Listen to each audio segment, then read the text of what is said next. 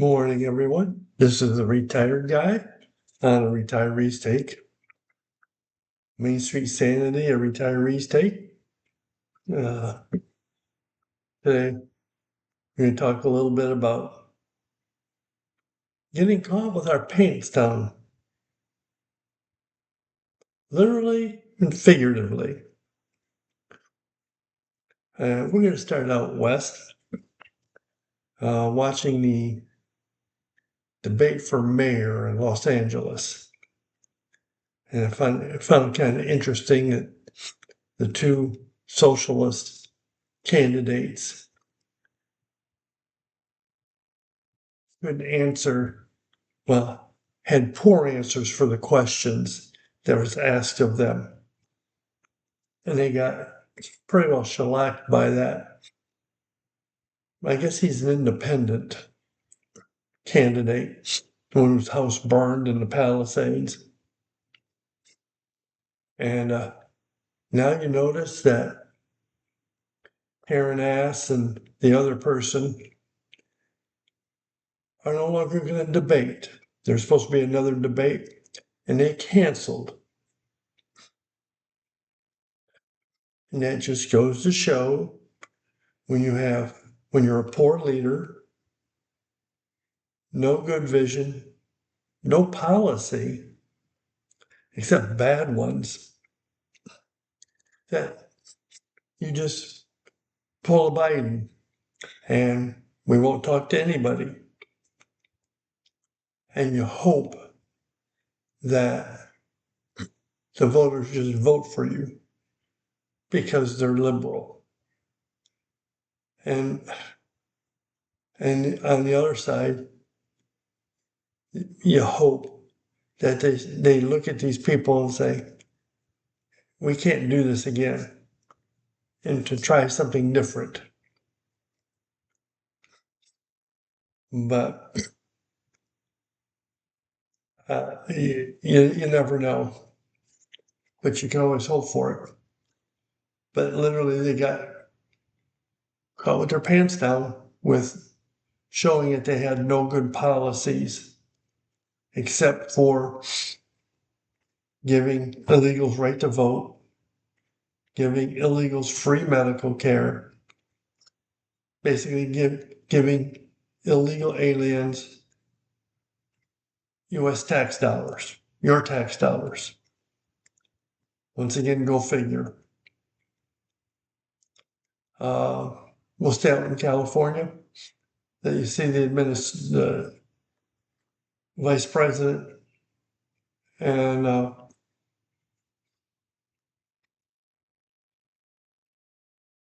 what they have done is held back over $1 billion in money for these fraudulent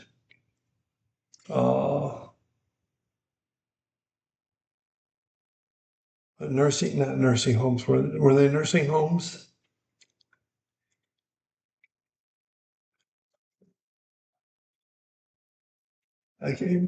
Whatever they were, $1 billion. They closed 800 of them. And no one's saying a word. You don't hear anything from the mayor, from the governor, or anything. Held back $1 billion in Medicare money. $1 billion. Think about it. You, the average citizen, they hold one of your paychecks back, or your Social Security checks. You, like me, boy, you'd be on the phone screaming, wanting to know where your money was. But yet, how'd they put it out there? Crickets. Not a sound. Not anything from them. So what does that say? That they got caught taking, fraudulent, they were all frauds, taking that money, tax dollars, our tax dollars. And once again, like I say, you don't hear anything from the governor saying, hey, where's our money? Or, yeah, we need to look into this because we want our money, but we don't want fraud to take it. Yeah, you don't hear anything from Greasy. Nothing. So, hey, literally caught with their pants down. Then we'll go to my favorite worst state, Minnesota, Tampon Tim and them. And was it a week or so ago? He was taking credit for cracking down on fraud that a little independent journalist found. And the vice president's task force started cracking down. Now Tampon Tim is taking the credit for rooting out fraud in his state. The biggest mayor of fraud or governor of fraud is taking credit for getting rid of the fraud that he allowed. And I just thought that was really kind of comical. He wants to take that credit. And of course, now they started a new task force to really crack down on fraud. I think what he first should start doing, saying, rounding up all the Somalis that are here, say it's time for you to go back to your own country, and start with Omar. I think she's the worst of the worst. You know, it's really sad to say one of the many anti-Americans in our government. I have no respect for her, and I think she should be deported back to her country and get out of ours. And I forgot to mention that moron mayor out in Seattle, where her greatest achievement was living with her parents till the age of whatever she is now. Her greatest achievement, sponging off her parents. And like Hochul in New York, you know, all the rich people, hey, you don't like it here, leave. And find out that they're leaving. And I wonder if the one out in Seattle is going to get to a point like Hochul begging the billionaires to come back because she needs their money. And once again, average American, they were taxing you to death and you left. And they said good riddance. But then a year later, you get the letter saying, hey, please come back to the state. We need your tax dollars. Are you going to say, good idea? Let's pack up our U-Haul and move back. Would you do that? I'd venture to say 100% of us wouldn't. But yet, they're doing this. And they're getting caught with their pants down because they're losing tax dollars. And their cities are good, and their states are going to start to go under. Look at Kami Mandami in New York. Yeah, I like it. I think his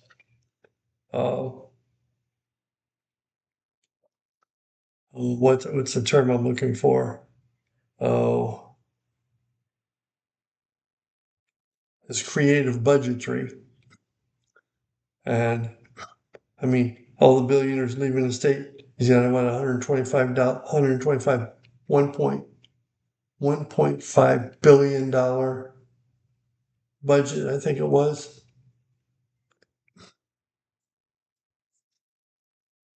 And he's got less people in the state of New York or in the state of Florida, and our budget's less. Creative accounting. Yeah, but that's not going to work out real well. Where's all that free stuff? He has no way to pay for it. And I wouldn't be surprised the next group to leave. This is the New York Stock Exchange. And even Dallas is trying to get them in Dallas. And I wouldn't mind seeing them in Florida either. But if they left, that state would be totally decimated. Totally. So, but people just can't see that. But then it's really not advertised. And, well, of course, then we get to our literally caught with our pants down swallow, where we finally got rid of him out of Congress. But then everybody knew he was like that.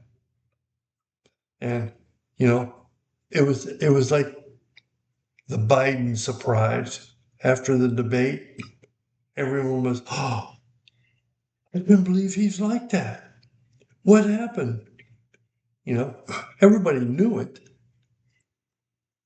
But once he got caught by everybody else, by the public, who really saw it, it was the surprise and he's got to leave. We can't keep him. You know, the worst hidden truth ever, or hidden secret ever, were those two. And but once again, the liberals got caught with their pants down. Literally. But then let's look at Jeffries and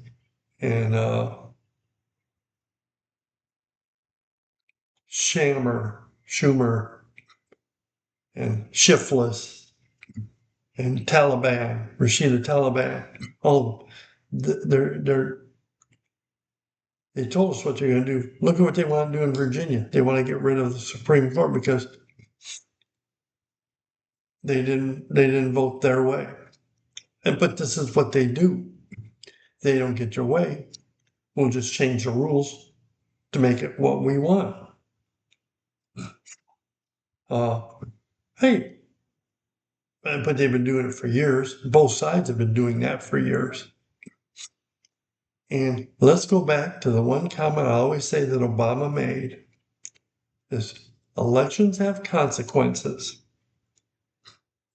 And we're finding out the consequences are of this last election that the Socialist Party, and just to reiterate, we have the pro-Iranian Socialist Party, the Democrat Party, the Republican Party. The only person in the Democrat Party is John Fetterman. The rest of them are pro-Iranian Socialist Party. They have no good policies whatsoever, but more taxes, open borders, free money to illegals. And is there anything else? No military. And okay with Iran having a nuclear bomb. This is, and the DEI policies, giving tax dollars for overseas, for trans, gender, whatever, Barney or whatever. Giving money to the teachers union so they can indoctrinate instead of educate. The green scam.